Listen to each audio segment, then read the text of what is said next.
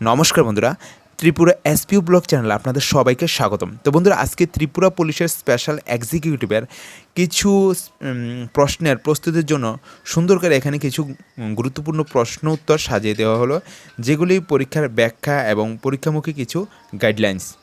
তো দেখুন, এখানে স্পেশাল এক্সিকিউটিভের যেহেতু আপনাদের এক্সাম বা পরীক্ষাটা মৌখিক হতে পারে, তো দেখুন এখানে আপনাদের কি কি প্রশ্ন জিজ্ঞাসা করতে পারে সেই সিলেবাসকে ফলো কিন্তু করে এই টপিকগুলি তৈরি করা হয়েছে।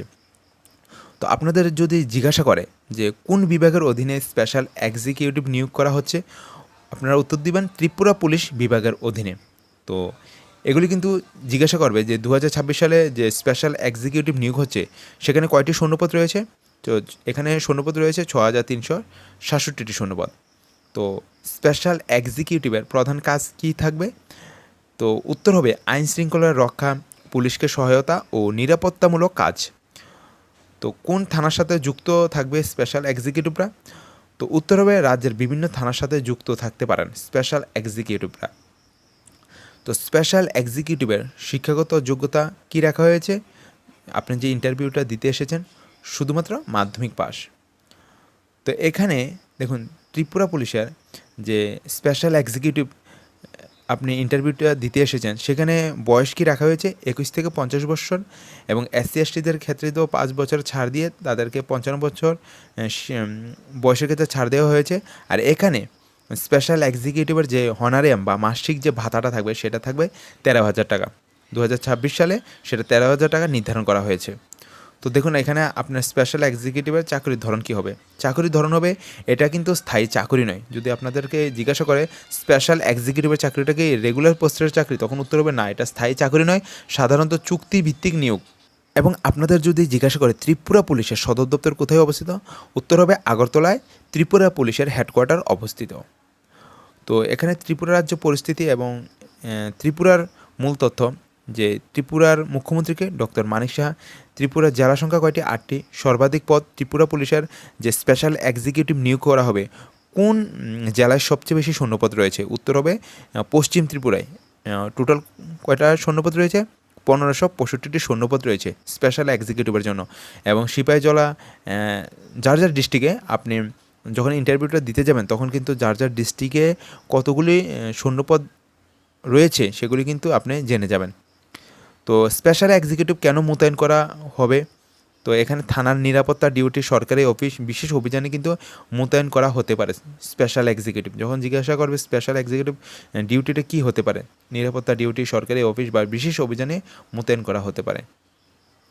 তো দেখুন এখানে সীমান্ত পুলিশের কাজ ও প্রশিক্ষণ, যে আন্তর্জাতিক সীমানা। তো ত্রিপুরা বাংলাদেশের সাথে কিন্তু সীমানা ভাগ করে দৈর্ঘ্য প্রায় সীমান্ত রয়েছে ত্রিপুরার সাথে বাংলাদেশের 856 কিলোমিটার। তো পুলিশের প্রধান কাজ কি যদি জিজ্ঞাসা করে, উত্তর হবে আইন শৃঙ্খলা রক্ষা ও জনগণের নিরাপত্তা নিশ্চিত করা। শারীরিক সক্ষমতা স্পেশাল এক্সিকিউটিভের জন্য নিরাপত্তা ও মাঠ পর্যায়ের দায়িত্ব পালনের জন্য অত্যন্ত গুরুত্বপূর্ণ। শারীরিক সক্ষমতা কিন্তু খুব গুরুত্বপূর্ণ, এই জন্য আপনাদের মেডিকেল ফিটনেস নেওয়া হয়েছে। স্পেশাল এক্সিকিউটিভ কি প্রশিক্ষণ বাধ্যতামূলক? হ্যাঁ, অবশ্যই বাধ্যতামূলক। নির্বাচনের পরে কিন্তু যখন আপনাকে সিলেক্ট করা হবে তারপর কিন্তু আপনাদের বেসিক ট্রেনিং দেওয়া হবে। এখানে দেখুন ওয়েবসাইট নিয়োগের উদ্দেশ্য বা বিশেষ দায়িত্ব রয়েছে।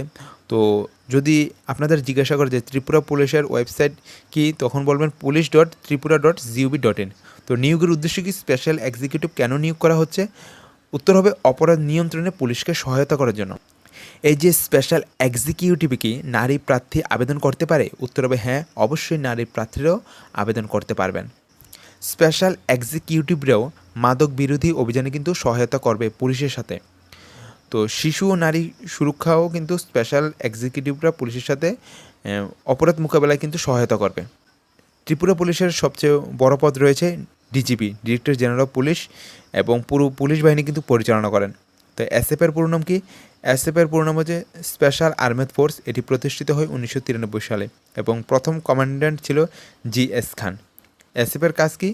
গুরুত্বপূর্ণ ব্যক্তির নিরাপত্তা এবং সশস্ত্র দায়িত্ব পালন। ইউনিফর্মের গুরুত্ব কী? এই যে ইউনিফর্মটা পরবে, তো এটার গুরুত্ব কী? শৃঙ্খলা ও পরিচয়ের প্রতীক। যদি জিজ্ঞাসা করে এই যে ত্রিপুরা পুলিশের বা এসপিউ বা এই যে খাকি ভর্তিটা, সেটা ইউনিফর্মের গুরুত্ব কী?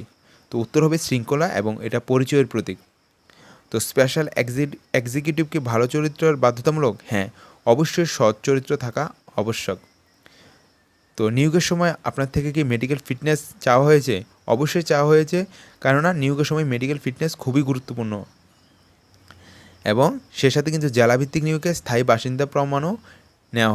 ত্রিপুরার রাজধানী আগরতলা, সরকারি ভাষা সেটা বাংলা সবাই জানে।